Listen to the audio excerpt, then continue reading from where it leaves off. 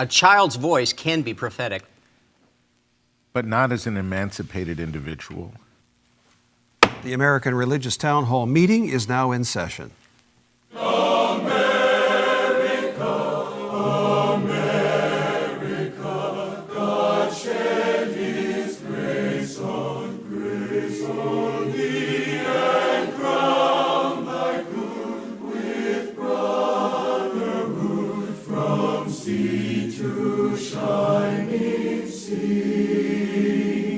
Welcome, friends, to the American Religious Town Hall meeting, where the discussion of religious, political, and social issues is meant to promote the cause of religious freedom and to help us better understand each other. And now, here's your host and moderator, Pastor Jerry Lutz. Thank you, Mark, and I would also like to welcome you to today's program. You've heard from two of our panelists. You don't know their names yet or who they are. We're going to have them each introduce themselves as we go around the table. State your name and tell us a little bit about what you do. Let's begin with the gentleman to my right. My name is Bishop Michael Olson, and I am the Bishop of the Roman Catholic Diocese of Fort Worth, Texas. Hi, I'm Carl Trovall. I am the Richard J. Dinda Professor of Lutheran Identity and Mission at Concordia University in Austin, Texas. I'm James Winegardner, and I am a pastor of a congregation of Seventh-day Adventist persons in Keene, Texas. My name is Canon John Peterson. I am an Episcopal priest, and I'm canonically resident of the Diocese of Washington. I'm Rabbi Dan Levin. I serve Temple Bethel of Boca Raton, Florida. I'm Tom Plumbley. I'm a minister in the Christian Church Disciples of Christ. I serve as the minister of First Christian Church in downtown Fort Worth, Texas. Thank you, everyone, for being here today. Glad you've taken time from your busy schedules, and you can be here around this table to discuss this important issue. Let's get right into it, shall we? In a visit that has reminded some of the prophet Isaiah's words, "And a little child shall lead them," 16-year-old Greta Thunberg took on all of the nations of the world and all their leaders in a speech at the United Nations in the autumn of 2019.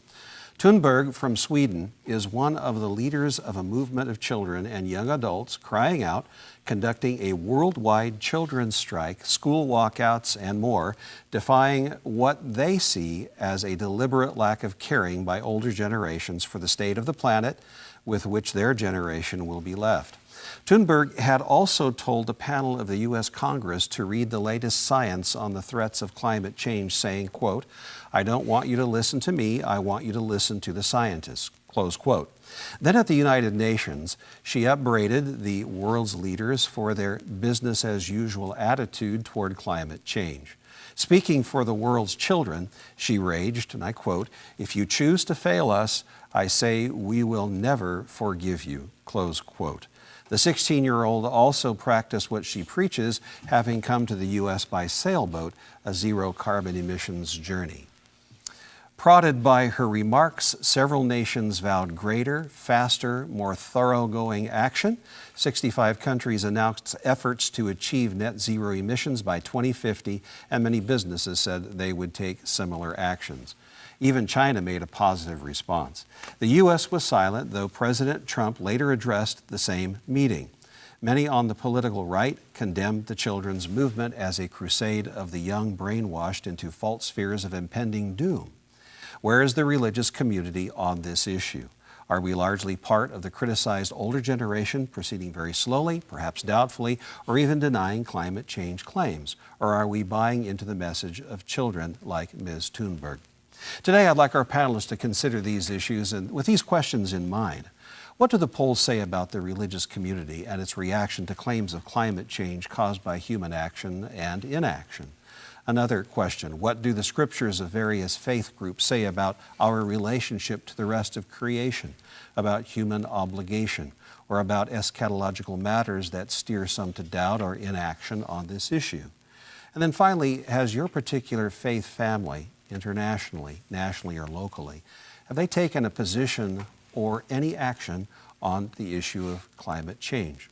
That is the subject for today. We're going to go back to those who helped to begin the program, those who made opening remarks. For that, we go to Carl Trovall. Thank you to have you here again today. And tell us a little bit more about your thoughts on this subject, please. Well, child shall the topic, first of all, is very sprawling here. I mean, we have environmental issues. We have whether a child can speak about it. What do churches think about it? What do scientists think about it? So there's a lot going on here. And excuse me, my initial statement, a child's voice can be prophetic. And essentially, I mean, you're taking this from Isaiah. Of course, in the Christian tradition, this is understood to be reference to Christ. And but beyond that theological interpretation, I think many times in our culture, in our society, oftentimes it's a child's simplicity.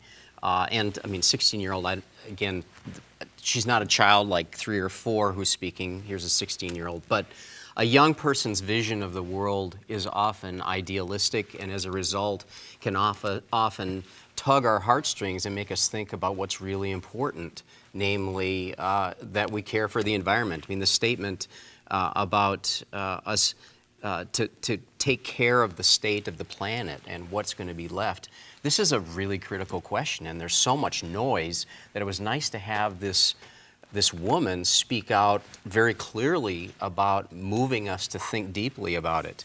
I mean, I'm thinking the civil rights movement. It wasn't until Emmett Till gets killed and murdered in the South, it's then that the North begins to pay attention to what's really been happening many, many times over in the South. So oftentimes a child can galvanize a movement.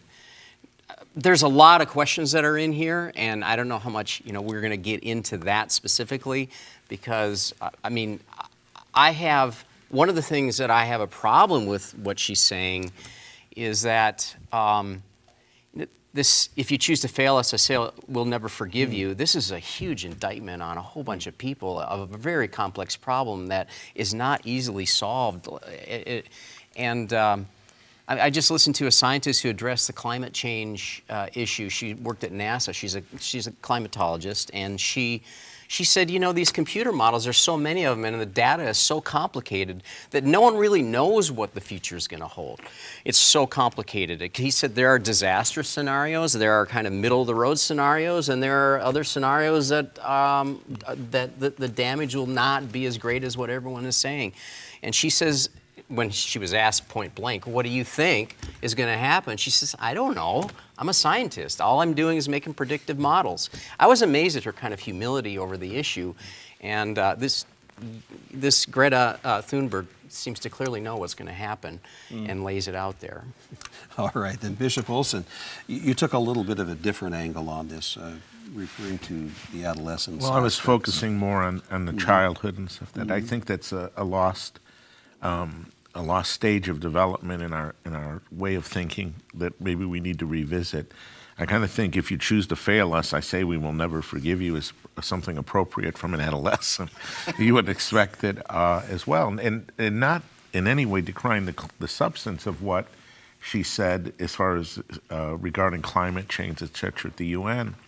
I'm concerned, though, in a sense that we're losing a sense of developmental age in our understanding of growing up as members of society, as part of a family, for example, in the sense of learning a type of apprenticeship in citizenship and participation in our community. I see this on the flip side when we see so many children being tried for capital crimes as adults without real due consideration for their status and identity in life as a child. And I think the more that we whittle away at this stage of development, the harsher our society is going to become, and the less extraordinary those moments when a child can speak prophetically to us will be ignored. Thank you very much, and for helping to start the program. Rabbi Levin, your thoughts on the subject, please. So I think it's, as you said, Carl, that there's two different issues, which is to what extent ought we be caring for the opinions or the leadership of a child, and also what is it? And there's a part of me that looks at that question and says, I think we're focusing too much on the messenger than on the message. And in the first part of the book of Genesis, in Genesis 1, we're taught that the role of human beings is to fill the world and subdue it. But then in the next chapter, it reminds us that it's our responsibility when we're planted in the Garden of Eden to till it and to tend it. and that we're reminded in the Psalms that the world belongs to God, not to us.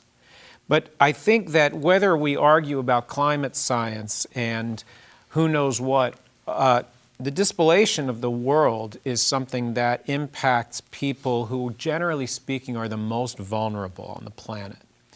And so what I think gets lost in the conversation about climate change is that it's not so much a scientific question, it's a human question. What is our obligation to the people on the planet who are the most vulnerable, the least powerful, and those that are most likely to be impacted by rising seas and changing climate environments? And we see this in all kinds of different places around the planet, including in the South Pacific, where you literally have nations looking to relocate the entire nation. In Kiribati is looking for a new home on a new island, or in Australia to relocate their entire populace because they realize their island is not likely to be sustainable. And so just one last thought about that. The last time that the atmosphere had this much carbon in it was 20 million years ago, and the seas were about 50 feet higher than they are today. None of us know what that's going to mean for us, because the impacts of where we are probably won't be felt for years. But that's why what's happening in the voice of this young woman is so important, because she and her generation are likely to bear the impact of our action or inaction. And it's not up to us to rely on children to be our leaders. We ought to be the ones protecting them. They are the vulnerable ones among us, and it's our responsibility to take those responsibilities more seriously. All right, thank you. And Canon Peterson, glad to have you here today, too. Your thoughts? Yes, I'm really not sure what Michael is saying, so I'm not so sure if I should give my response to him, because I'm really not sure what he did say. But it seems to me that, and maybe the rabbi's position here, is that we old folks have had plenty of time to try to straighten this whole problem out. But we have not succeeded at all, granting how complex the issues are. And so I think that it might be refreshing to have a voice of a young person who's willing to challenge us who have not been able to succeed at all in taking care of this issue. I had the privilege of spending 2 weeks actually in Jerusalem this year with the Bishop of the Amazon. Imagine being called the Bishop of the Amazon. It's a first woman who's been elected to be the Bishop of Amazon, and it started and the fire started there exactly when she was in Jerusalem, and the stress that she felt every single day, knowing that those fires were not even necessary, but had been given permission by the government to destroy this land so that the farmers could plant crops. And the whole issue here, the moral issue of destroying a whole ecosystem. And she spoke, and she was young as well, she spoke prophetically in relationship to what was happening in her country and what she was going to go back to in the area of her country, the Amazon, as a result of the fires. So I think I want to say, go for it, Greta. Go for it all the way. Thank you. Pastor Winegardner, your thoughts on the subject, please. Well, you know, it seems to me that, again, they're the two subjects. The subject has become so politicized that once we make enemies on this, it's years to make friends again. And so everybody has pulled back to their positions, and they use, unfortunately, young people as emblems and icons. And I don't even know if that's a moral thing to do, is to put a child out there to be the lightning rod for all of this criticism that she's been receiving.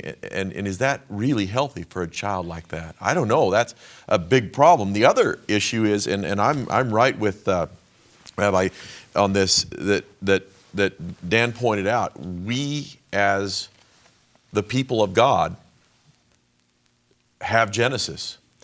And Seventh-day Adventists take Genesis very seriously, because that's where the Sabbath comes from. It's where our relationship to God is described, broken, and the repair has begun. And that is extremely important to us. And clearly, we are given dominion and the responsibility to be the stewards for this earth. And what does that mean to us? Our church has taken various positions. They're available online if anybody wants to look at them. But we take Genesis very seriously and our stewardship very seriously. The science, the politics complicate all that beyond what I think most of us can even grasp. But why wouldn't we, as God's people, do everything that we can to be responsible stewards of every part of it? And the rainforests, as you pointed out, are an enormous part of that. Yeah. We have a Seventh-day Adventist here in Dallas who is a rainforest researcher from Guyana, and he studies these things, and he's one of the world's leading experts here, and he's a member of our church. We should be the vanguard of global stewards. What that means, again, now you're into science and politics again. But for me and my house, we need to be careful to preserve, to do what we can for our planet that God entrusted to our care. All right, thank you very much. And Reverend Plumbley, your take on the subject, please. Thank you. I want to say that I appreciate what the Bishop had to say about the difficulty we have in our society with adolescents generally, particularly what he had to say about children being tried as adults for adult crimes. Yes. But I choose to see this particular incident as one of a voice crying in the wilderness, to use a biblical image, one of a fresh voice coming to us, much in the way what was it, the prophet Jeremiah who complained, "No one will listen to me because I'm so young." I think it is a part of our tradition as people of faith and people of the book to understand these voices, these very young voices. I think of the Parkland High School student movement that captured this nation and forced us to look at some things in a way that perhaps some had been unwilling to look at it before, that we need to understand we are leaving behind us a legacy of more than just words. We are leaving a legacy of a planet that has been greatly, a planet whose degradation has been greatly accelerated in our lifetimes. And we can and must do something about it soon. We cannot continue to wait and to piddle around with extraneous conversations about who has a right to speak about it or not. All right, thank you. And Ken Peterson, you have I another just want to add just comment. one other thought. And you asked about religious positions being taken. And I want to say that in the Episcopal Church and the Anglican Communion, the people who are the ones who are standing in the vanguard, who really need to be heard, are the indigenous people. And the indigenous people are living exactly into this situation. And it seems to me that we do not listen to the voice of the indigenous people enough in relationship to this, because they're living it. Bishop Olson, you want to make a further comment, please? Well, yes, I think we do need to listen to the indigenous people, but they're also not children. They are the most vulnerable in this situation because they're the ones whose area is being decimated by this, at the expense of colonialism, whether it's political colonialism or economic colonialism. And the point is, I think precisely is, I don't quibble with the substance of what she said or didn't say. I really do take exception, though, to what I think she's been manipulated for. All right, and I think, yes, a child should lead them and also say, not I am too young, but those are extraordinary moments of grace. And I think that God gives and chooses some. Timothy, we have all examples of that, but precisely what stands out is that it's outside the norm. All right, I'm afraid we're out of time for this subject. This has been a great subject. It's been very insightful to have these perspectives from around the table. There is an important announcement I'd like for you to stand by to listen to. When that is finished, come back. We're going to come to our summaries in just a few moments. Thank you, Pastor Lutz. We hope you are enjoying today's program. If you would like to learn more about the American Religious Town Hall, please visit our website at americanreligious.org. That's americanreligious.org. There you can read about the mission and history of the program, learn about the Town Hall estates, and view past programs by clicking the appropriate menu buttons. Each week, Pastor Lutz looks forward to receiving your letters. You may write to him at the address shown on your screen. Send your letters to Pastor Jerry Lutz, American Religious Town Hall Meeting, P.O. Box 180118, Dallas, Texas 75218. That's Pastor Jerry Lutz, American Religious Town Hall Meeting, P.O. Box 180118, Dallas, Texas 75218. Thank you for writing, and thank you for watching. And now, back to you, Pastor Lutz, and today's closing statements. Thank you. I'm glad you stood by for the summations. This has been a very interesting subject we've been talking about around the table. Glad you've been with us. If you'd like to see other programs, go to the website. You can see some archived programs there for you. And again, as Mark said, we enjoy hearing from you. We hope that you'll drop us a line either by email or send it by snail mail. However you get it to us, send us your suggestions about topic subjects you'd like to hear considered on this program.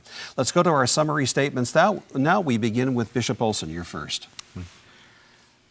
We're entrusted with creation, not just as material resources, but precisely because we've been entrusted as human persons made in the image and likeness of God to not only affect our environment and all that's in our environment because of God's creation, but also human persons themselves.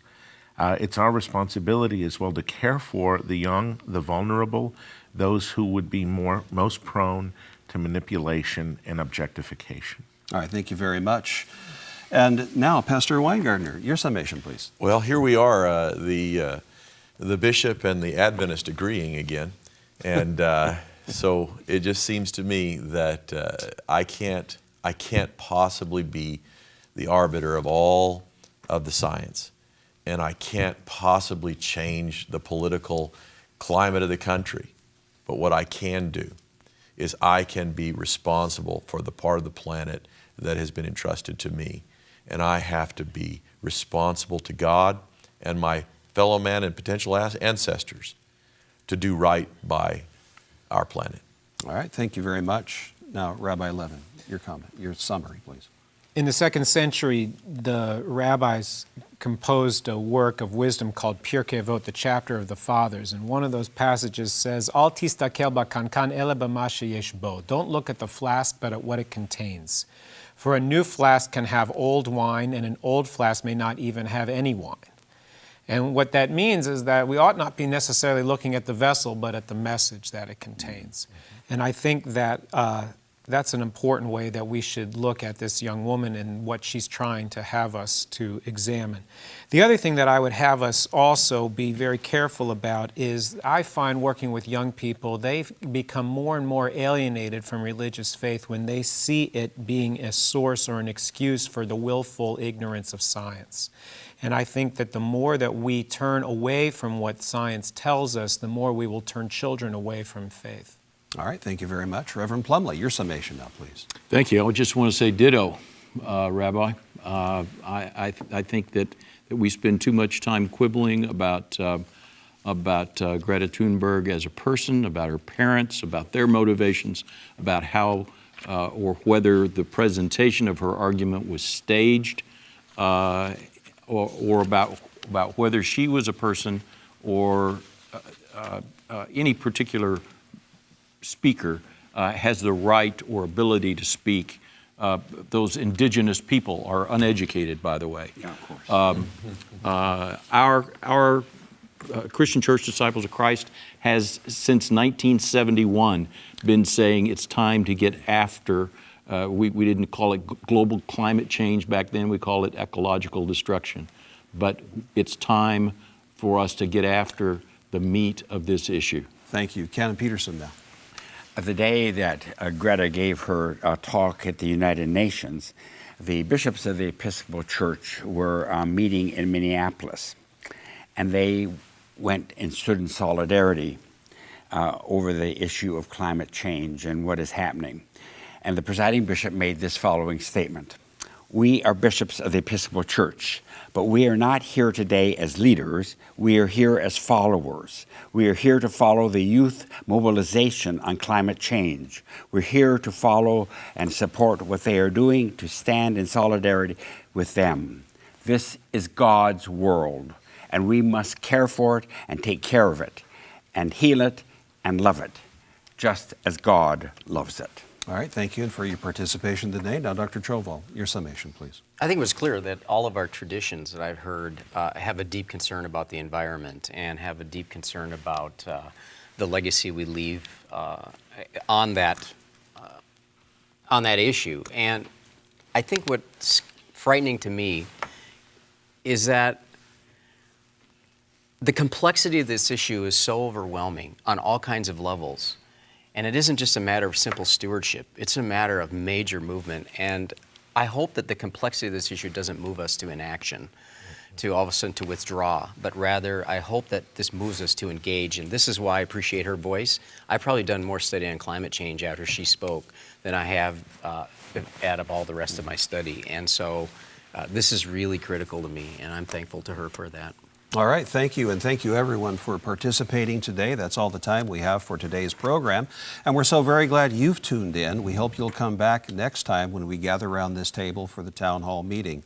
This is how we do it. You agree or disagree, that's not really the issue. The issue is being able to express your opinions, your thoughts, your perspectives, and then finding something from another statement or maybe even suggesting something that might help to shape and form the ideas so that we can become better communicators and better understand each other. And that's really one of the reasons for this program, is to promote understanding regardless of from where we come, what religion we might be. And this is what we do here at the Town Hall. So thank you for tuning in today. The Charter of the American Religious Town Hall provides that Roman Catholics, Protestants, Jews, educators, and others may appear on this program and can declare their beliefs without hesitancy.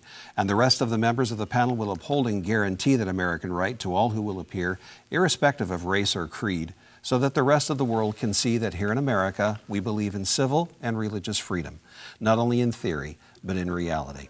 And now, friends, until next week at the same time and over this very same channel, the American Religious Town Hall meeting stands adjourned. And may the God of all of us bless all of you.